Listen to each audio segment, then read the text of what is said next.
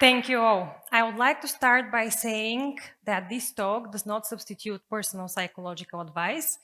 It is just a point of view. So, choose your language. I selected this title because it represents the three foundations of my talk: the concept of choice, the concept of subjective perception, and the concept of language. Let's start with perception. Table. We all know what that word means, right? So I assume that all of us may think of it in a different way. For example, I may think of it as a small wooden coffee table. Some of you can think of it as a big dining table with a glass surface. Others may think of it as a plastic circular patio table. I'm giving this example because I would like to represent how our introduction to language can shape the subjectivity of our perception and how our experiences and upbringing can give us an idea of the meaning that we give to the words. So for me, in my upbringing, maybe the coffee table and coffee in general was a ritual in which our family got together. Maybe my role was to bring the coffee cups, and it made me feel important. For the people who imagined the dining table, maybe that was the place where they shared a meal with their parents, their family, and that was the place where they expressed their troubles, their emotions, and everything that is troubling them.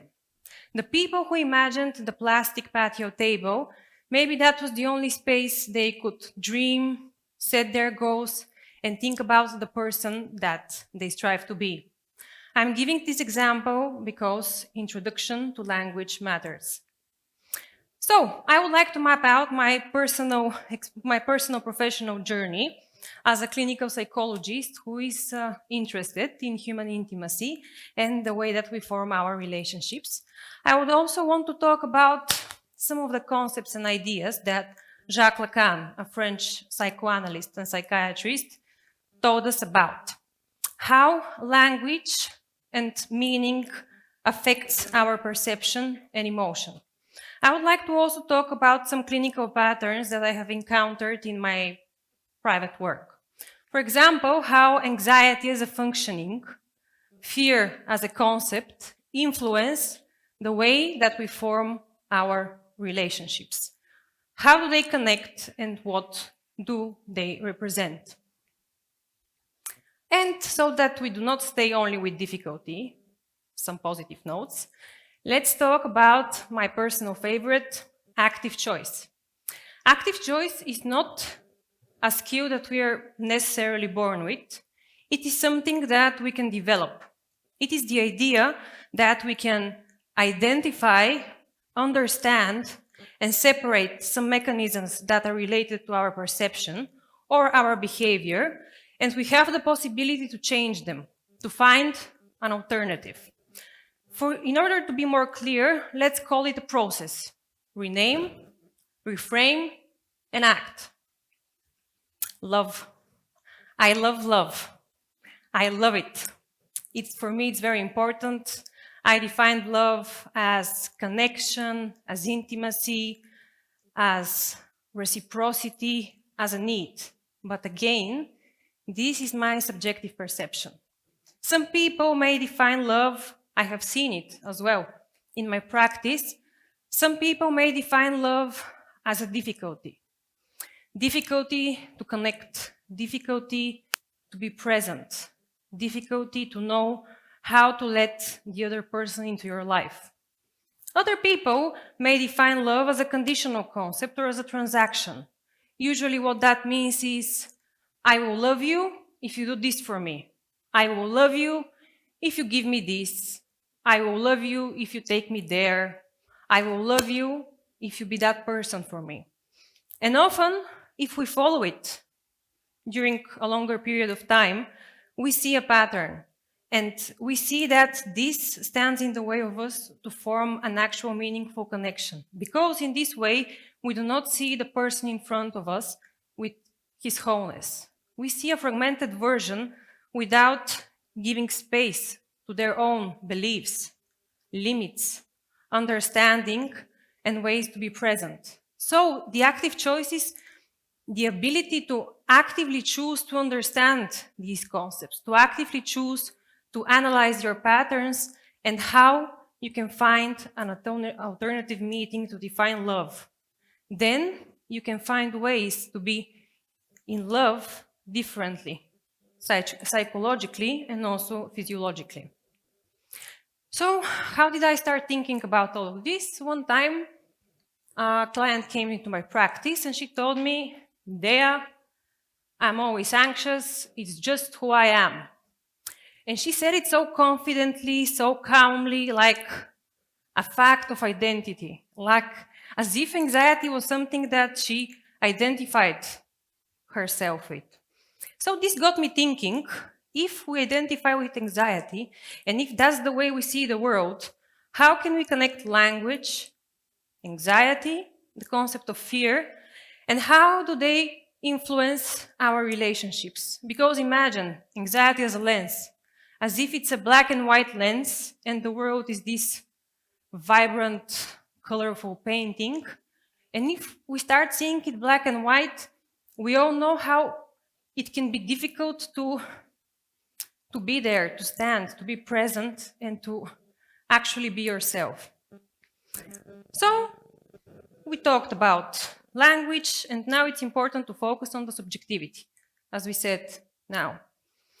Jacques Lacan, the French psychiatrist and psychoanalyst that I told you about, gives an idea of how subjectivity is structured. He says that subjectivity is structured by three core principles. We have the symbolic, the imaginary, and the real.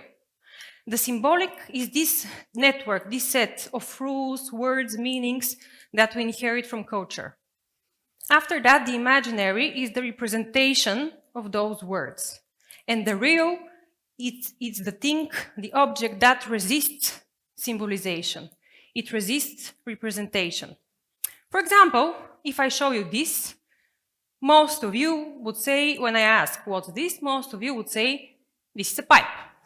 But it's not a pipe. It's a representation of the pipe. I am not holding the actual wooden object that we can tell a pipe. So you understand how our perception, our subjectivity can shape the way that we talk and the way that we express ourselves. So this clinical framing matters because it shows us how words can both be a problem and solution. So let's continue with some brief contemporary research. Let's start with the Sapir-Whorf hypothesis. It has been introduced by Edward Sapir, who is a linguist and anthropologist, and his colleague Benjamin Lee Whorf. They say that language can determine or influence the way that we perceive the world. So let's have an example. We all know English language, we all speak it. But Hopi language, it's language practiced in the northeast part of Arizona. This language, it lacks grammatical tense. They do not have present, past, or future. They speak about time as aspects. If one situation has finished, if it is ongoing, or it is expected to happen. So that shows how our habitual thought can form and influence the way that we see the world. Let's go to neuroscience, for example, of emotions. Affect labeling, that's a fancy word of saying naming emotions. So just by naming emotions, we can influence our amygdala, which is the brain danger detector, and we can see how there the activity in our brain decreases, while our prefrontal cortex, which is the area that regulates emotion, there the activity increases. So, by naming emotions, we do not erase them. We do not erase the pain or the suffering that we can feel. We just find a new way to perceive it and our nervous system to regulate it. After that, metaphors. George Lakoff, with his colleague Mark Johnson, suggested that metaphors, they don't just decorate speech, they can structure thought. Only by saying battling depression or conquering anxiety, we can change the way that we perceive a situation. We can change our behavior and our understanding of coping. So, what does that mean for us? It means that if words can be a problem, they can also be a solution. And it gives us a little bit an idea of if language can shape the subjectivity of our perception, perception can shape action, then action shapes the way that we live, the choices that we make.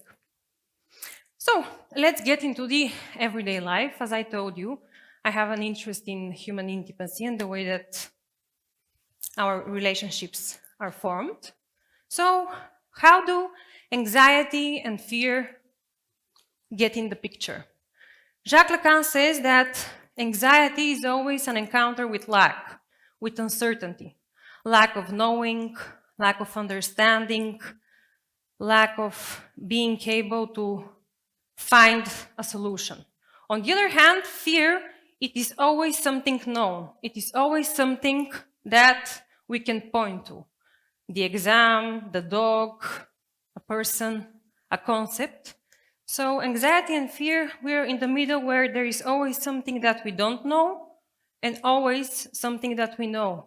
There will always be a difficulty. So this is important. And in this case, how do we see it in our relationships? How? Well, usually the thoughts are like that. I fear I will miss out. I fear that I will not find a better partner. I fear that I am not enough. Not skinny enough, not pretty enough, not interesting enough, not smart enough. I fear that I will not be able to be myself and find somebody who will appreciate me for who I am. So you imagine how this consciously or unconsciously affects the way that we connect. And it's important to focus on these things. So what is the idea? That only if we actively choose to change our understanding, to change our definition, only then we can find alternatives. Only then we can go through the border that anxiety or fear has marked for us. Active choice is not the idea that it erases difficulty or that it gives us this immediate action. It gives us the possibility to stay with the difficulty, to cope, and to find different ways to be happy and to make the choice to be happy. Thank you.